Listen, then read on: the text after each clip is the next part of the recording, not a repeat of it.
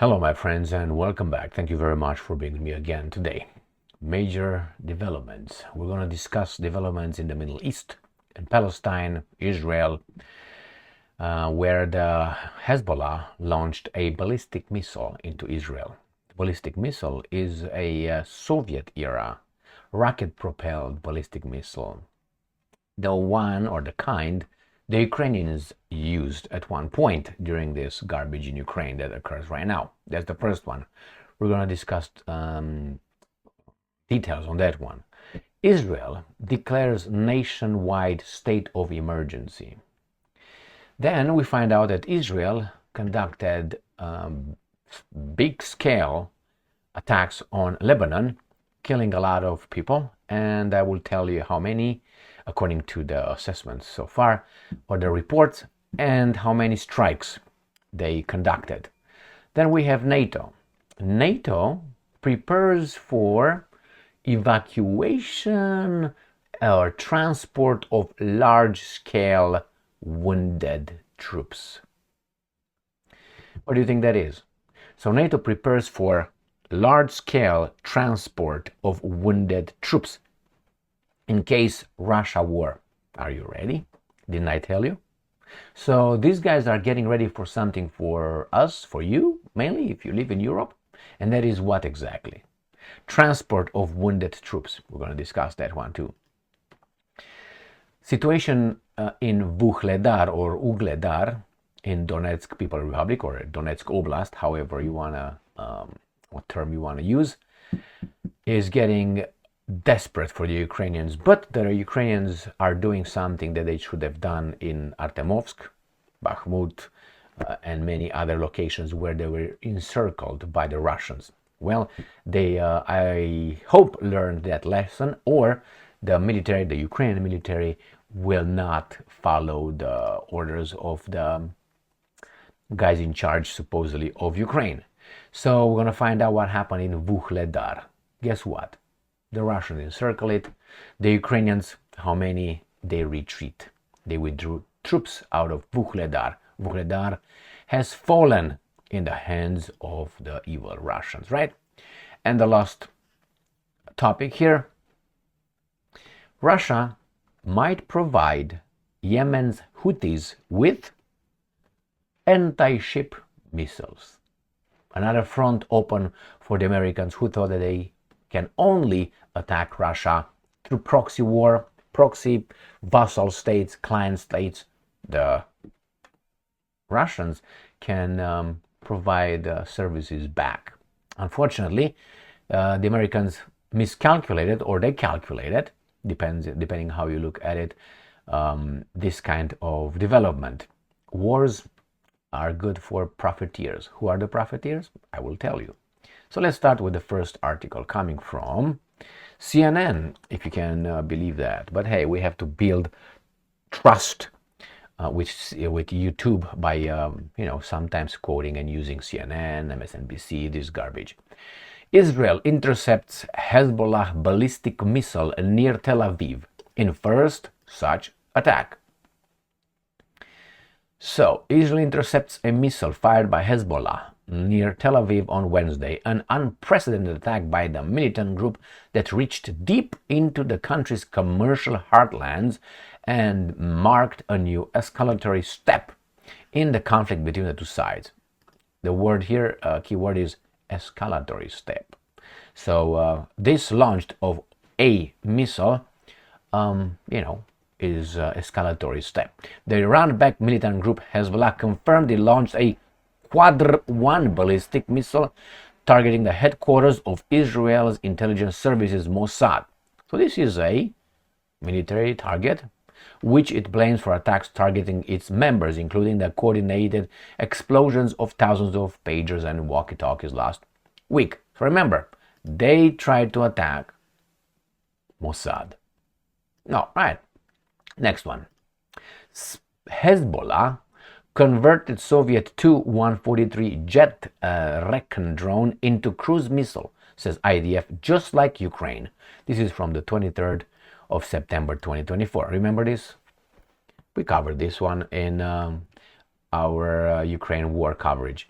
They sent something like this towards Moscow, about 3 of them, flying very low and very fast. All right, let's see from these mobile little launchers. They say Hezbollah now appears to be using converted Soviet-era jet-powered reconnaissance drones as cruise missiles. The Israeli Defense Forces on Monday released a video it claimed showed an airstrike several weeks ago on a home in southern Lebanon containing what it called a DR-3 cruise missile about to be launched. The DR-3 is another name for the Soviet-era Russian-made Tu-143 Rays jet-powered reconnaissance drone. Ukraine pioneered the conversion of Tu-143s into long-range strikes fairly quickly after Russia's all-out invasion.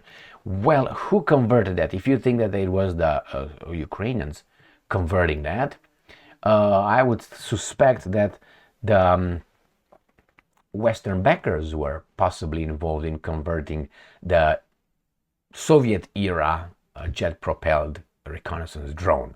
Therefore, it's very interesting that Hezbollah is not controlled by the West, but they do the same thing as the other ones did. They learn very fast, it seems like. Or maybe they had the same converters. I don't know. We'll find out with time, if these guys don't ban us all. Next one, let's see what the Israelis did in self-defense. Today at 8:47 a.m., IDF jets carried out overnight strikes against Hezbollah weapons depots operatives. Israel fighter jets carried out another wave of strikes against Hezbollah targets in Lebanon overnight. Remember, it's Hezbollah. It's not Lebanon or no Lebanon. It's just Hezbollah. Okay? So this is what they say. Now this is important right here. Air Force says it has struck 280 Hezbollah targets today. IDF says it hit some 60 Hezbollah intelligence sites today. Only military targets. Israel airstrike on Lebanon killed hundreds in major escalation. And we find out here that Israel launched airstrikes on targets across southern Lebanon, killing nearly 500 people in one of the deadliest days of fighting in nearly 2 decades and fanning fears of all-out war. Some 1,650 people were wounded in the strikes and about 100 women and children were among the dead, the Lebanese Health Ministry said. So this is according to Yahoo Finance coming from Bloomberg on the date of 23rd of September. All right, let's go to the next one. Israeli government declares nationwide state of emergency. And what is important, I think it's in the first paragraph. The Israeli government declared a state of emergency throughout the country on Monday following a dramatic intensification of fighting between the Israeli military and Hezbollah, not Lebanon, in southern Lebanon. And what do we find? Right here. Israel media said the declaration will last until September 30th and means, among other things that we don't care, that the size of gatherings can be restricted. So far, however, the army has not yet released any new instructions. Why gatherings? Because there were some people organizing some protest against Netanyahu and others. Now, I personally don't care about Netanyahu at all. I think Netanyahu, as many other US presidents, for instance, should be brought in front of some people and find out the truth. I think we can handle the truth and justice, right? So, state of emergency, that is very similar to the martial law in Ukraine instituted by another Netanyahu. His name is Mr. Zelensky Stein. Coincidence. And hey, maybe pretty soon Mexico will have state of emergency since Miss whatever Bloomberg, another Zelensky Stein, is in charge of supposedly Mexico. President-elect. Good job, good job. Maybe these guys are better, man, than everybody else. Oh, they say they are? Oh, okay. Oh, chosen? All right, okay. All right, let's see what NATO gets ready for you, your children, your brothers, your husbands, and so on. Right there. And we're going to discuss this one. Reuters. NATO plans for large-scale transport of wounded troops in case of Russia war. On one hand, they say Russia is losing. The other one is Russia's military is garbage and they cannot even push the poor Ukrainians who are fighting them. But somehow they are planning for large-scale transport of wounded troops in case Russia war. How could that be possible? I mean, wounded, not killed, not incinerated by a nuclear weapon. No, wounded. Boom, boom, thing like this. So, are they preparing you? I think they are. Preparing all of us? I don't know if they prepare me, but certainly prepare you if you are in Europe. I said this many, many times before. Poland, the Baltic states, total population 6.1 million people, the Baltic states. Lithuania, Latvia, Estonia. Romania, these guys are on the list of large-scale transport of wounded troops. You guys going to be activated, I think. You're going to do something little by little, pushed by the master, to defend your territory, your national interest, and all that against the evil Russians who are imperialistic in their mindset, we're told. All right, so be careful.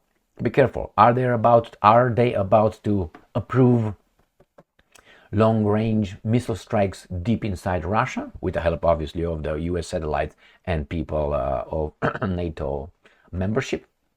There's not going to be Ukrainians, at which the Russians will not defend themselves, will just escalate by dropping an atomic or two bombs, or maybe doing something else, just some missiles, I don't know, in Poland, bam, or Romania.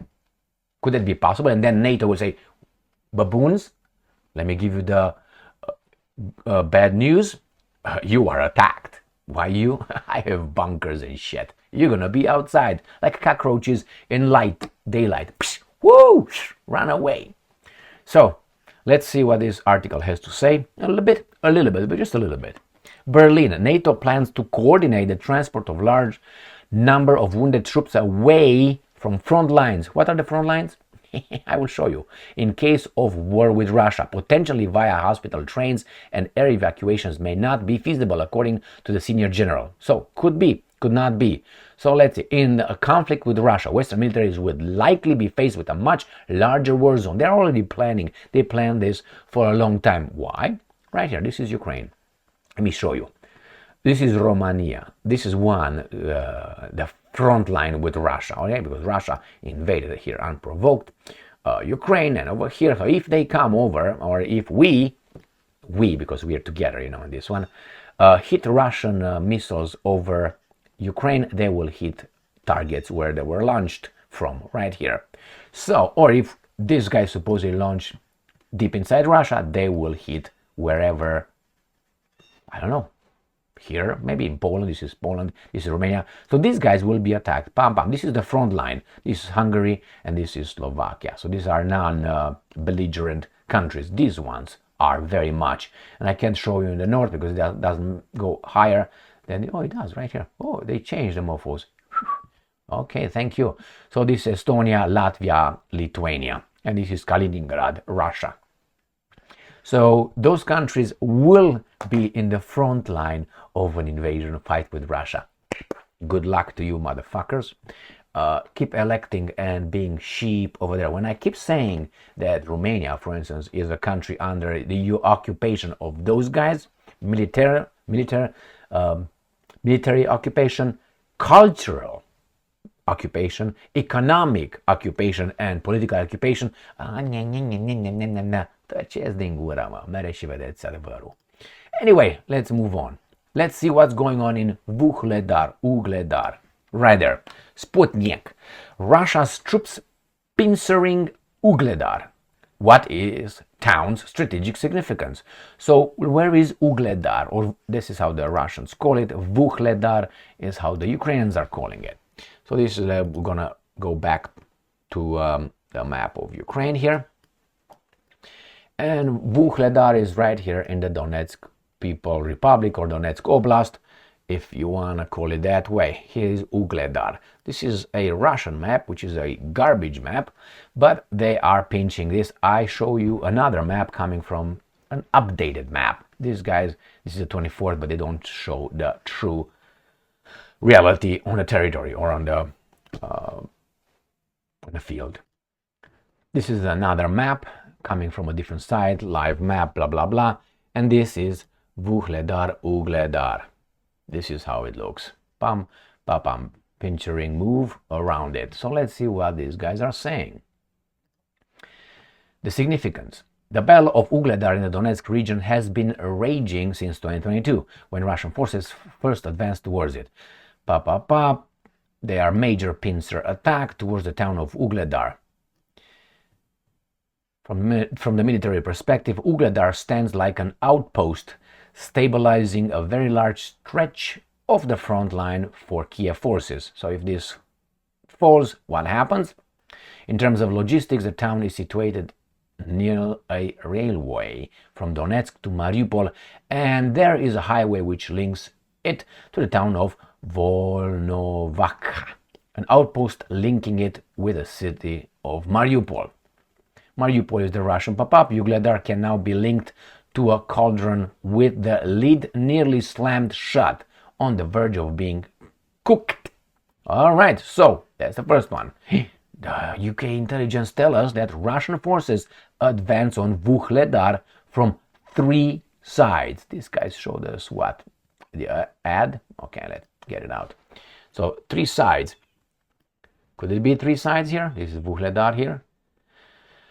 The situation is bad, obviously. The Russian forces have made new gains near Vuhledar, Donetsk Oblast, and are now threatening the town from 3 sides, according to a report published by the British Defense Intelligence on X on September 25. So, the Russian troops are already assaulting the outskirts of the settlement, which Russia has repeatedly attacked since 2022. Next one. Russia storms the Ukrainian stronghold in fastest push for 2 years. The Telegraph. Moscow troops continue with scorched earth tactic in bid to take Vuhledar in eastern Donbass. We're not going to go to these guys because these guys want money from me. These guys are stupid, man. Why? I want to pay Telegraph to massage my bone. Let's move on. Here we have the new voice of Ukraine. 72nd Brigade may have begun withdrawal from Vuhledar. Forbes anal list. See? Right there. Anal list. Anal east. Oh, east and anal. All right, so this is from today, September 25 at 5:55 a.m.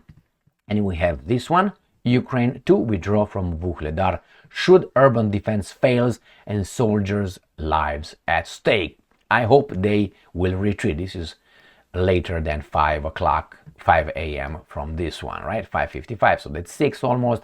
This is 8:30 a.m. So to withdraw, I would say that the Ukrainian forces will begin to withdraw from Vuhledar and Donetsk Oblast if they are unable to maintain their defense within the urban area. The enemy is trying to advance on the flanks where they have found opportunities due to the geographical layout and the absence of urban development that would make it easy to hold positions or build fortifications. Remember? Right there. So I think this is gone, and these guys should have been retreating for some time. And they're not again, because they will do the same garbage that they did in where is that? Avdiivka, right here. Remember Avdiivka retreat? Now these guys are going towards Pokrovsk.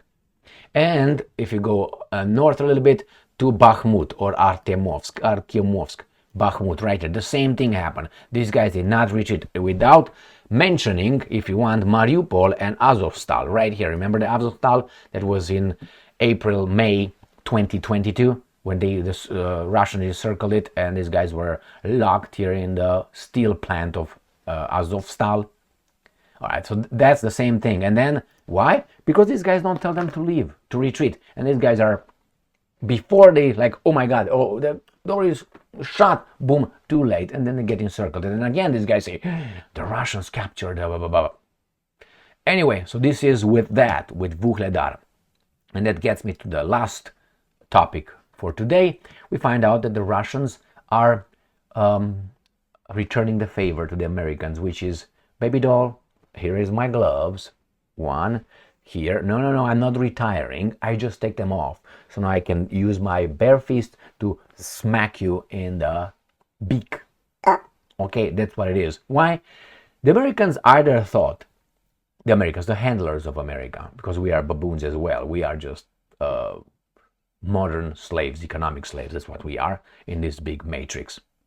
So what they thought is like, we're going to just impose some sanctions on Russia, and Putin will take a shit and say, bye-bye, you guys hang me as you did in Nuremberg trials. But Putin did not do that because their sanctions did not work. Why? Because the European Russians are not dumb. So they had everything ready like in a chess play. You know, you can play a Schuster mat, checkmate, mate, right, mate? In 5 moves or something. No, you can't do that. So all these attempts failed. On the contrary, the Russians told them, back off, stop. No? Okay, they went in Africa. In Africa, Russia is having all kind of juntas taking over and kicking like this the former and current or neo-colonizers out. And they accept the Russians for protection, which again, I don't really like that for the African brothers, but unfortunately, when you're small and you're not that strong, you need protection from the least criminal. We'll find out. China is also over there. Then the Russians went obviously in the Far East. They went in Latin America, and it seems like now in with Iran and now the Houthis, they are opening fronts for these baboons who are actually scrambling in the Middle East because someone fights, remember my first articles? Okay, finds a self-defense war, right? So they're going to defend with your lives, the lives of some chosen... Anyway, so here it is. Let me show you this article. Ukrainska Pravda. Russia negotiates provision of anti-ship missiles to Yemen's Houthis. Reuters reports. Russia is in talks with Yemen's Houthis militants to provide them with Yakhont anti-ship missile that could threaten shipping in Red Sea. No, let me give you the translations. The translation: Russia will provide these bad people with this not working, bad missile that could threaten the American, British, and probably French and Germans. I don't know if that little thing from German arrived home or not, in the Red Sea, where these guys are protecting our economic traffic. Oh, the cat is back in town. So, Reuters sources reported talks between Houthi and Russian representatives have been held in the Iranian capital, Tehran, at least twice this year, and are expected to continue near the future. The Yakhont anti-ship missile, also known as P-800 Onyx, will allow Yemen's Houthis to more accurately target commercial vessels and will pose a threat to US and EU warships. Romania is in EU. It doesn't have fucking ships over there. Hungary is in EU. Doesn't have ships over there. So don't use these garbage cunts. Anyway, so that could have been the bad, how do you call it, bad assessment. Oh, the Russians now took their gloves off with Chinese, Indians together. We are now, what's going on? Or it was a good calculation because the guys in charge of us and our politicians, which are 3 big interests, at least 3. I will mention the 4th one, which is the big pharma. So banking system, military industrial complex, and the energy sector. Big pharma is not really involved in this one until we have massive casualties and wounded that these guys are getting ready, but they are doing it daily to us through things that we need to eat, drink, and so on, and with the medics that help us pop as many pills to, I don't know, some people make profits nevertheless. So what do we have here? That calculation with this Russia, when war expands, all the 3, and you can get the 4th one, all these 3 little, how should I put it, economic interests, they will have a blast. So, no, you cannot ask que bono, who benefits. No, because if you do that, you get the wrong answer. The same with the Nord Stream 1, Nord Stream 2 pipelines. The problem is here, the Russians are returning the favor. Remember, the Americans are providing the Ukrainians with weapons. These guys are going to provide the Houthis with weapons. I know, the Russians are evil and we are perfect and good unless we talk about reparations and then we find out we are bad. All of us, if you know what I mean. Thank you very much for being with me again today. Stay strong, stay smart, look for the truth, and be just.